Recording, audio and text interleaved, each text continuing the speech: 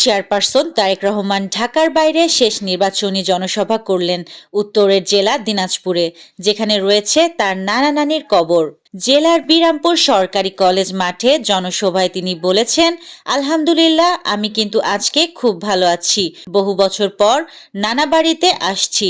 বহু বছর পরে আলহামদুলিল্লাহ, আল্লাহর রহমতে নানা বাড়িতে আসছি। আমি খুব ভালো আছি। বাংলাদেশ জামায়াতে ইসলামীর আমির ডাক্তার শফিকুর রহমান বলেছেন, আমাদের সিলেট এয়ারপোর্ট পূর্ণ মানের আন্তর্জাতিক এয়ারপোর্ট না হবার কারণে শুধু বিমানের ওঠানামা হয়, তাও লন্ডন থেকে। আর মাঝে মধ্যে মধ্যপ্রাচ্যের দেশ থেকে দু একটা বিমান সিলেট হয়ে ঢাকা যায়। কিন্তু আমাদের বিপুল সংখ্যক মানুষ ইউরোপ, আমেরিকা সহ বিশ্বের বিভিন্ন দেশে আছেন। বাংলাদেশে 3টি আন্তর্জাতিক এয়ারপোর্ট আছে, 2টি এয়ারপোর্টে এয়ারলাইন্স নামে, কিন্তু সিলেট আসে না। তিনি বলেন, সিলেটিরা মুক্তিযুদ্ধের পর দেশের অর্থনীতিতে বিরাট অবদান রেখেছে। জামায়াত ক্ষমতায় গেলে সিলেট পূর্ণাঙ্গ আন্তর্জাতিক এয়ারপোর্ট হবে। যুক্তরাজ্যের ম্যানচেস্টার থেকে ফ্লাইট সিলেটে আসবে।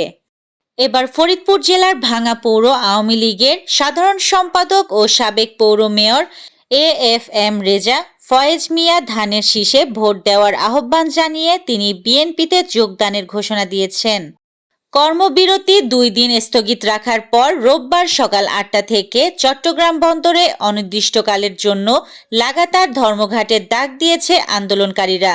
চট্টগ্রাম বন্দরের নিউ মোরিং কন্টেইনার টার্মিনাল পরিচালনার ভার বিদেশি অপারেটর ডিভি ওয়ার্ল্ডকে ইজারা দেওয়ার প্রক্রিয়া বাতিল সহ 4 দফা দাবিতে এই কর্মসূচি দিয়েছে চট্টগ্রাম বন্দর রক্ষা সংগ্রাম পরিষদ।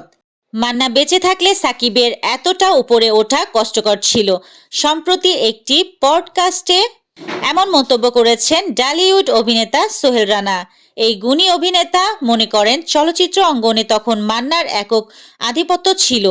একই সঙ্গে দর্শক প্রিয় ছিলেন প্রয়াত মান্না। তার সঙ্গে পাল্লা দিয়ে উপরে ওঠা যে কোনো নায়কের জন্য কঠিন সময় ছিল। ইরানে তেল লেনদেনের শাস্তি, 14টি জাহাজের উপর নিষেধাজ্ঞা জারি করল আমেরিকা। এছাড়াও ভারতের উপর চাপানো 25% শাস্তিমূলক কর তুলে নিলেন ট্রাম্প। কোনো ভারতীয় পণ্যে এবার কত শুল্ক নেবে আমেরিকা?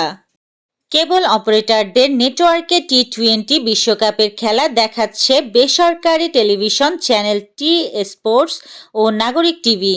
বাংলাদেশের চ্যানেলগুলোর মধ্যে এ 2টি চ্যানেলই শুধু আজ থেকে শুরু বিশ্বকাপের ম্যাচ দেখানোর স্বত্ব কিনেছে। এবার সর্বোচ্চ গোলদাতা ও টুর্নামেন্ট সেরার জোড়া পুরস্কারে উজ্জ্বল আলপি। এই ছিল আজকের শীর্ষ সংবাদ। ছিলাম আমি ইয়াসমিন আক্তার, সুরমা টিভি 24।